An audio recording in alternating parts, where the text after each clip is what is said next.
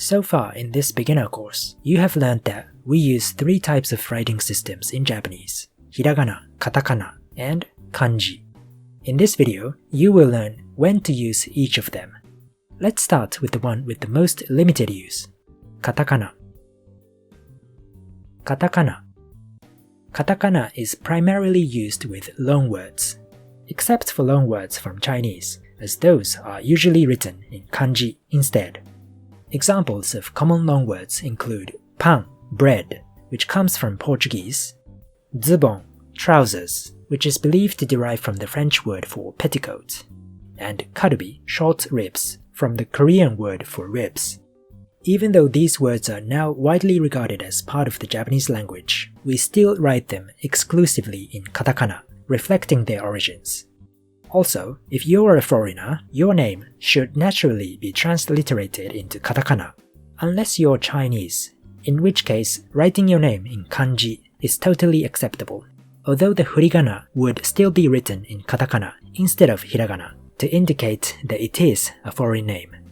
However, that's not all there is to know about katakana, as we do sometimes use katakana for native Japanese words as well, though in very specific cases.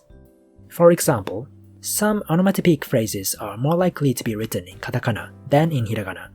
For instance, the sound of a gunshot, bakyun, is usually expressed in katakana. Another exception is when writing the names of animals and plants in an academic or scientific context. For instance, by writing hito in katakana, you can refer to the species Homo sapiens rather than a specific individual. Finally, katakana can also be used deliberately as a literary device that allows the writer to convey a specific feeling or meaning.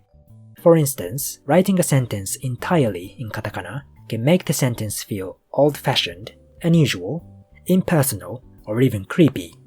Here's an example. 今日は火曜日. Today is Tuesday. To me, this sentence looks like it could have been uttered by an android with no human emotions. Here's another example. 殺してやる. I'll kill you. If this sentence was written only in hiragana, I would assume that it might have been written by a child who doesn't yet know how to write kanji, and therefore, I wouldn't feel so threatened. If mixed with kanji, this sentence would feel more like a real threat. However, if it was written entirely in katakana, I would get the impression that it might have been written by a demented psychopath who should never be messed with. Kanji. Though it is possible to write exclusively in kana, writing without any kanji makes your writing extremely difficult to read. This is because kanji encodes not only sounds but meanings, allowing you to grasp the semantic content of a sentence at a glance without having to carefully parse the sentence. Kana, on the other hand, can only convey sounds, making it necessary for your brain to convert the written symbols first into sounds and then into meanings. Moreover, the presence of kanji within a sentence helps the reader segment the sentence into words and phrases. Furthermore, with kana being the most basic writing system, writing only in hiragana or katakana makes you sound like a preschooler. It is therefore highly recommended that you should try to use kanji whenever possible and wherever appropriate. But when should you use kanji? As a general rule, kanji should be used under the following conditions. 1. The given word has a kanji for it. Many Japanese words, especially particles like wa and ga, do not have any kanji representations, and they are therefore never written in kanji. 2. The kanji character is in common use. While some words do have kanji representations, it may be uncommon to write them in kanji. For example, while the toponym America does have a kanji representation, its use is extremely uncommon and is considered old-fashioned. To see whether a given character is in common use, you can check whether it is on the Joyo Kanji list published by the Ministry of Education. If it is not included in the list, then you can write it in hiragana. Should you choose to use an uncommon kanji character, you are expected to add a hiragana above it, so that your reader knows how it's supposed to be pronounced. 3. You know how to write the kanji. In general, the use of kanji is optional, so if you don't know how to write a certain word in kanji, then you don't have to.